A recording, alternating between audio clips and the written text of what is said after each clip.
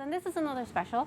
We like to collect Ramadan stories from all around the world, from Indonesians living across the world. Like, for instance, Turkey. Yeah, Turkey is an interesting place as it's a meeting point literally between two continents. It's the ultimate Eurasian place in this world. This country played a big role in the introduction of Islam in Europe during the golden age of the Ottoman Sultanate. Yes, Turkey is also home to various beautiful buildings, one of which is the Hagia Sophia, an elegant building that has been used as both church and also mosque. When it functioned as a mosque, there are no adjustments to their architecture or interior, so they only added Islamic calligraphy and spot for communal prayer leader. And the country also now is known for its TV dramas. Do you have any favorites in TV dramas? Actually, I don't watch them on TV. There's one that I watched on a streaming platform. Okay. Just because it was, I like period dramas. Okay. And yeah. Turkish dramas are pretty good, actually. If you like the Middle Eastern dramas, Indian dramas, it's about the same taste. Yeah, it's about family and lots of romance and lots of drama. Okay, and speaking about Turkey, today we are connected with Tezar Aditya Rahman, an Indonesian student in Konya, Turkey. Hello, Tezar. Can you hear us? Hi, guys. Hi, how Hi. are you, Tezar?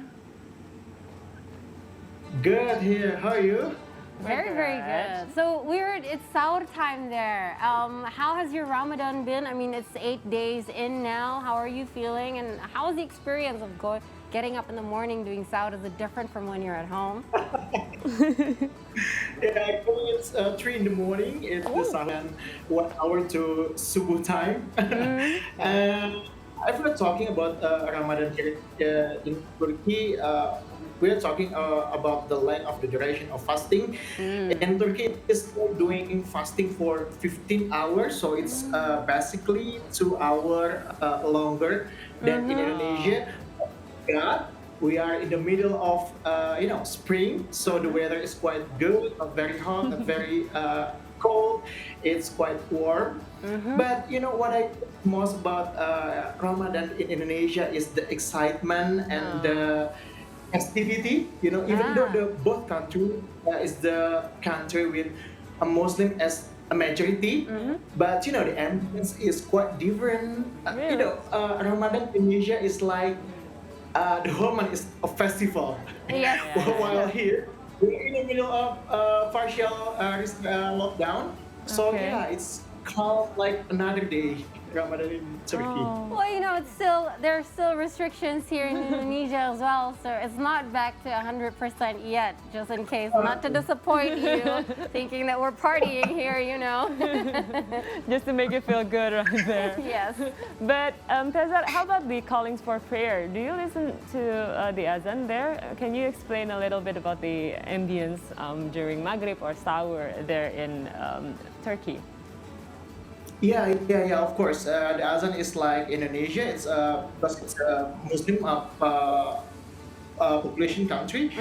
So, but one thing I found interesting about the Turkey in terms of Azan is the government control the Azan. So the whole masjid, the whole mosque, they will start the Azan at the same time, and they will finish the azan at the same time. Really? So it's not like Wow. too noisy. It's like not too noisy. So it's not echoing at Azan here one in- corner and the corner the other, like in Indonesia, right? Exactly. That is so Exactly. good. That is good. Maybe our government should Yeah. start doing that as well. Yeah, of course. Maybe. But Tezar, so I've been asking Akai about her favorite soap operas because we know that Turkish soap operas are very big in Indonesia. And I'm curious if TV channels there are air soap operas during Ramadan, during Sahur, or maybe at break fasting later. Well, honestly, I never watched the local TV because You're the same it's as too Kai. expensive.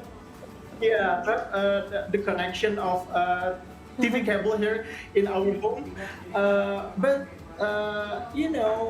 when we mention about the soap opera here, it's like the government makes the soap opera as a soft diplomacy. So they Yeah. export Yeah.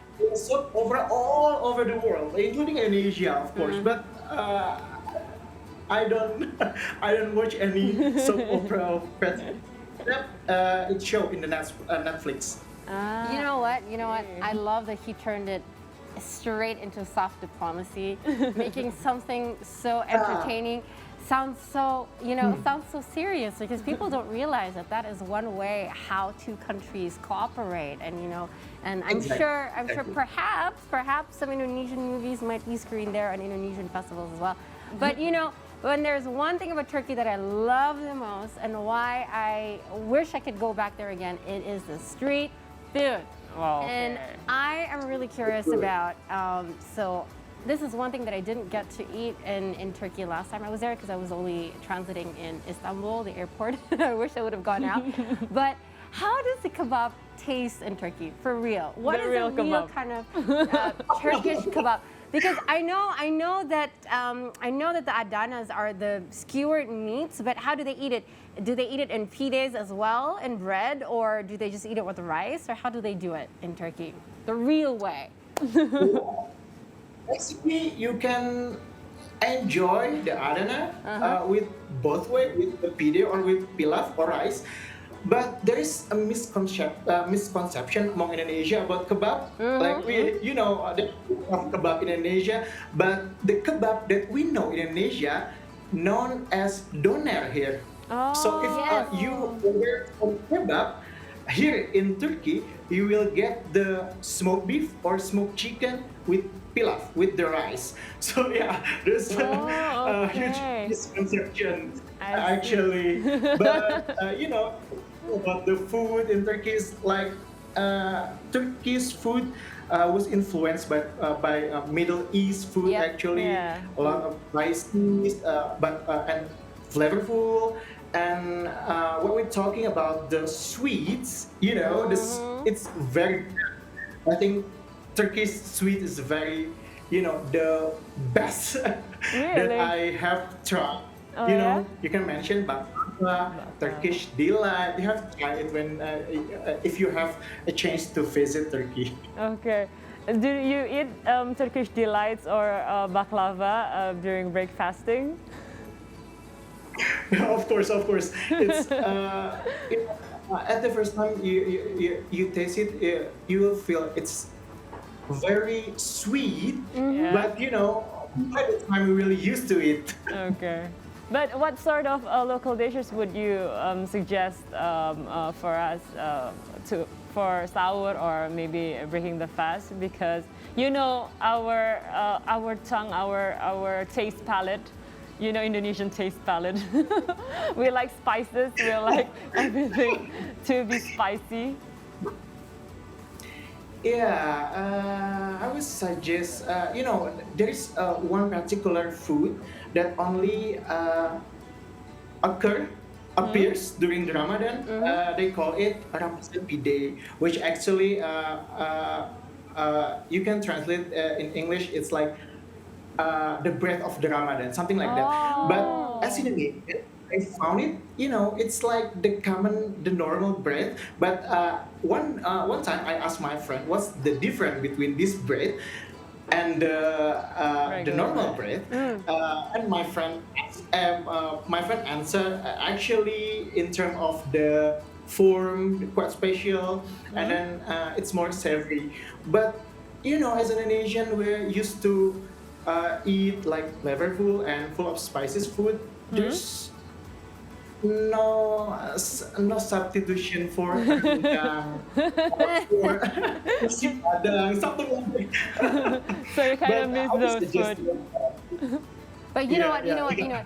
I particularly love Turkish food, so I consider yourself lucky that you have easy access to the street foods, to adanas, to the donors, to the Turkish nougats that I always love. Turkish And delight?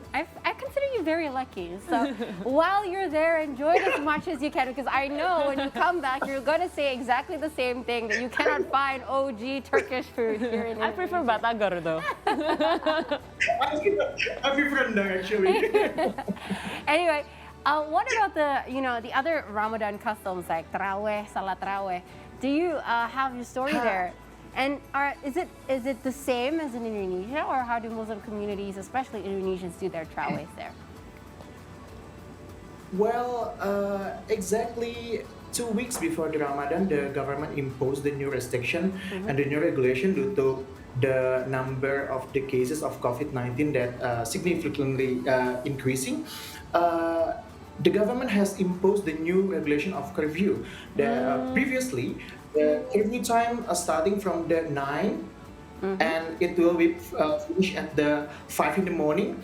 But during the Ramadan, the government get it earlier since the curfew began 7 in the evening.